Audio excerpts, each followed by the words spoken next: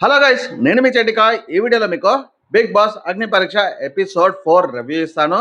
ఈ ఎపిసోడ్లో నిజంగానే హోల్డ్లో పెట్టిన వాళ్ళని మళ్ళీ వాళ్ళ టాలెంట్ చెక్ చేశారా అండ్ కరెక్ట్గా వ్యాలిడేట్ చేసి కంటెస్టెంట్గా సెలెక్ట్ చేస్తారా లేదా అన్నది చెప్తాను.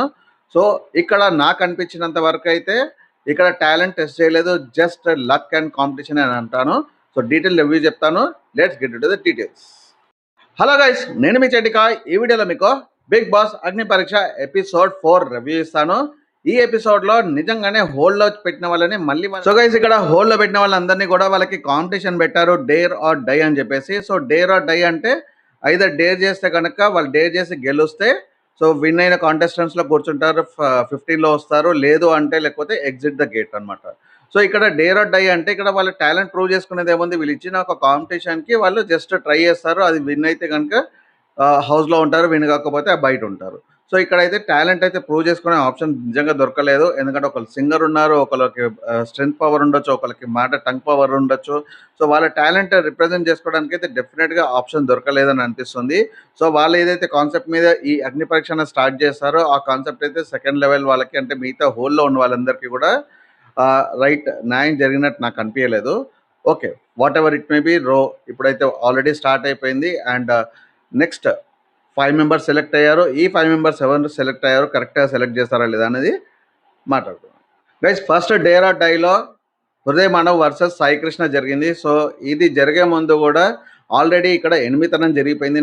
మనం అనుకున్నట్టే ఇంతకుముందు.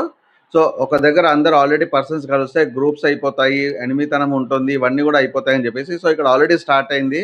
సో ఇక్కడ హృదయ మానవ్ నన్ను ఆల్రెడీ బ్యాక్ స్టేజ్లో తేజ్ ఏమో అన్నాడు, అందుకని నేను తేజ్ని సెలెక్ట్ చేసుకోవాలనుకున్నా అన్నాడు. బట్ నవదీప్ ఆ ఛాన్స్ ఇవ్వకుండా నవదీప్ ఇంకో పర్సన్ సెలెక్ట్ చేస్తాడు, సాయి కృష్ణని. సో వాళ్ళిద్దరికి ఒక ట్రిమ్మర్ చూపించాడు. దాన్ని ఎవరు ఫస్ట్ లాక్కొని ఎవరు హాఫ్ షేవ్ చేసుకుంటారో వాళ్ళు హౌస్లో ఉంటారు, లూజ్ అయిన వాళ్ళు అవుట్ ఆఫ్ ద గేట్ ఉంటారు అని అన్నారు. మీకు కావాలంటే ఇది ఆడొచ్చు, లేదు అంటే నెక్స్ట్ దానికి వెళ్ళొచ్చు అని అన్నారు. బట్ ఇద్దరు కూడా ఓకే అనుకున్నారు. అండ్ ఈ కాంపిటీషన్లో ట్రిమ్మర్ హృదయ మానవ్కి వచ్చింది. హృదయ మానవ్ ఎక్కడ కూడా జంకకుండా కంప్లీట్ హాఫ్ షేవ్ చేసుకున్నాడు. అందరు బాగా క్లాప్స్ కొట్టారు తన ధైర్యానికి. సో ఇతను కంప్లీట్ షో అంతా కూడా ఇలాగే ఉండాలని చెప్పాడు. సో లేటర్ బిగ్ బాస్ ఏమైనా ఆప్షన్ ఇస్తాడేమో తెలియదు, కానీ as of now complete show అంతా హృదయ మానవ్ హాఫ్ షేవ్ తోటి ఉండాలి, గుండంతా హాఫ్ గుండు ఉండాలి. సో నెక్స్ట్ కంటెస్టెంట్గా హృదయ మానవ్ హరీష్ సెలెక్ట్ అయ్యాడు as a 7th contestants in the Bigg Boss season 9. Second dare or die by Srimukhi. So దీంట్లో బాడీ మాడిఫైర్ అని చెప్పింది, పర్మనెంట్గా ఉండిపోతుంది, మీ లైఫ్ లాంగ్ అంతా ఉండిపోతుంది ఒక్కసారి మీరు బాడీ పైన మాడిఫై చేసుకుంటే. సో దీనికి ఎవరు డేర్ చేస్తారని అడిగితే బాయ్స్లో గర్ల్స్లో అందరు లేపారు. బట్ శ్రీముఖి సెలెక్ట్ చేసుకుంది ఓన్లీ గర్ల్స్ నుంచి, అండ్ గర్ల్స్లో నుంచి సెలెక్ట్ చేసుకుంది ఉర్మిళ వర్సెస్ శ్రీజ. సో వాళ్ళిద్దరిలో టాటూ వేసుకోవాలన్నారు, ఐఎమ్ ఏ లూజర్ అని చెప్పేసి 4 పైన వేసుకోవాలనుకున్నారు, వేయాలి అని చెప్పారు శ్రీముఖి.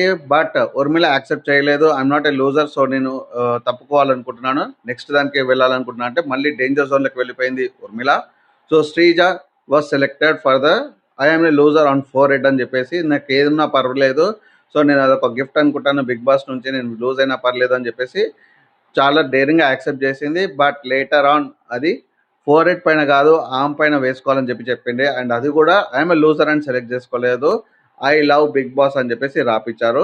అండ్ తను సెలెక్ట్ చేసుకుంది. And Bigg Boss season 9 as a 8th కంటెస్టెంట్గా శ్రీజ సెలెక్ట్ అయింది. తన డేరింగ్కి అందరు కూడా బాగా మెచ్చుకున్నారు. అండ్ ఇక్కడ ఇప్పటి వరకు ఓన్లీ శ్రీముఖి అండ్ శ్రీజనే టాటూస్ వేసుకున్నారు బిగ్ బాస్లో, బిగ్ బాస్ వలన. So Sreeja is selected as next contestant. ఇక్కడ ఫస్ట్ 2 గేమ్స్లో అందరికీ కంటెస్టెంట్స్కి అర్థమైంది ఏంటంటే వాళ్ళు చెప్పినంత క్రిటికల్గా ఉండదు. ఎందుకంటే శ్రీముఖి ఏమో ఆన్ 4 ఐఎమ్ లూజర్ అని వేసుకోవాలన్నది, బట్ లేటర్ చేంజ్ చేసింది. అండ్ నవదీప్ కూడా ఒకవేళ గేమ్ కాంపిటీషన్ సెలెక్ట్ చేసుకోకపోతే అవుట్ ఆఫ్ ద గేట్ అన్నాడు, కానీ అది కూడా చేంజ్ చేస్తాడు, మళ్ళీ డేంజర్ జోన్ పంపించాడు. సో వాళ్ళు అనుకున్నంత క్రిటికల్గా అయితే ఉండదని అందరికి అర్థమైంది. సో నెక్స్ట్ లెవెల్ నుంచి అందరు కూడా చేయి లిఫ్ట్ చేశాడు. అండ్ ఈసారి అభిజిత్ ఇచ్చాడు డేర్ ఆర్ డైలో. సో మీరు ఫుడ్ తినాలి, 10 మినిట్స్లో ఫుడ్ తిని 1 kg పెరగాలి, ఎవరైతే పెరుగుతారో వాళ్ళు సెలెక్ట్ అయినట్టు. సో ఇక్కడ సోల్జర్ కళ్యాణ్, పవన్ అండ్ అబ్బుని పిలిచాడు. సో ఇద్దరు వెయిట్ చెక్ చేశాడు. అండ్ ఇద్దరు వెయిట్ చెక్ చేసి ఇద్దరికి కూడా ఫుడ్ ఇచ్చాడు, లిమిటెడ్ వాటర్ ఇచ్చేసి అన్లిమిటెడ్ ఫుడ్ ఇచ్చారు. అండ్ 10 మినిట్స్లో ఎవరైతే వెయిట్ పెరుగుతారో 1 kg పైన 1 kg, సో వాళ్ళు విన్నర్ అని చెప్పాడు. అండ్ ఈ గేమ్లో విన్ అయింది soldier Kalyan. So soldier Kalyan select అయ్యాడు as a 9th contestants in the house for season 9 and అబో రిజెక్టెడ్. సో అబ్బు మళ్ళీ డేంజర్ జోన్‌కెళ్ళాడు. డేర్ ఆర్ డై గేమ్‌లో బిందు మాధవి స్టార్ట్ చేసింది. And Bindu Madhavi only girls నుంచి సెలెక్ట్ చేసుకుంటా అని చెప్పేసి దలియా అండ్ ప్రియాని సెలెక్ట్ చేసింది. ఇద్దరికి ఒక్కొక్క బెల్ట్ ఇచ్చేసి దానికి ఒక బెలూన్ కట్టారు. అండ్ ఆ బెలూన్‌ని పగలగొట్టాలి. ఎవరి బెలూన్ అయితే పగిలిపోతుందో వాళ్ళు డేంజర్ జోన్‌కెళ్తారు. ఎవరిదైతే పగలదో వాళ్ళు హౌస్‌లోకెళ్తారని చెప్పారు.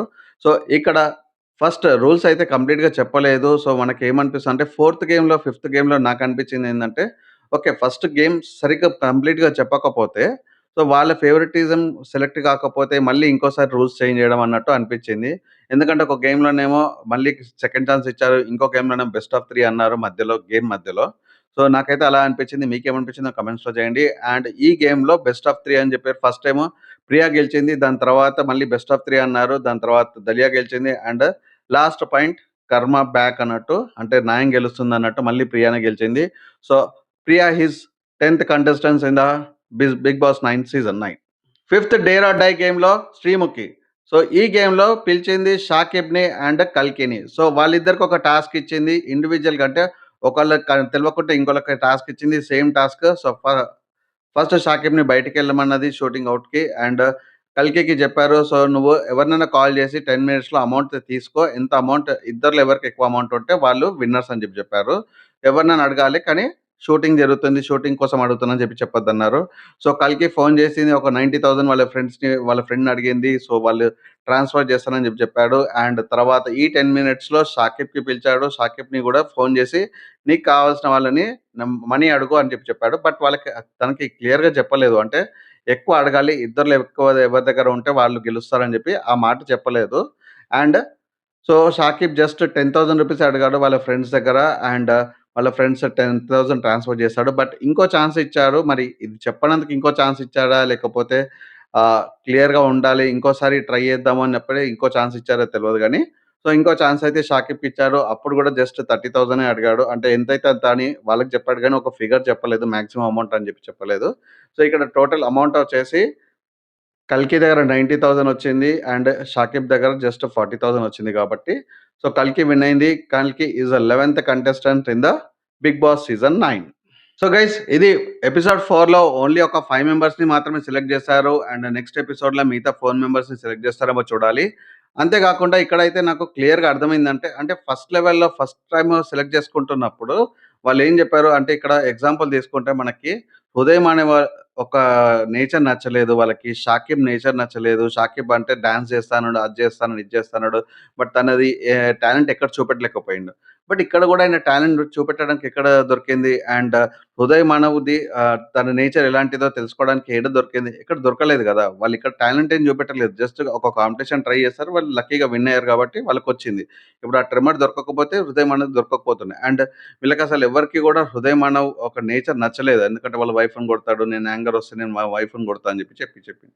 సో ఈరోజు మళ్ళీ చేంజ్ చేసాడు స్టేట్‌మెంట్ అంటే పాజిటివ్‌గా చెప్పడం అవన్నీ గూడా చెప్పాడు గానీ, సో ఇక్కడ వాళ్ళకి ఏదైతే కాన్సెప్ట్ అనుకున్నారో వాళ్ళ టాలెంట్ బయట పడితే హౌస్‌లో ఉంటారని అన్నారు గానీ, ఆ కాన్సెప్టే మిస్ అయిందని నాకనిపిస్తుంది. మీకేమనిపించిందో కామెంట్స్‌లో చెప్పండి.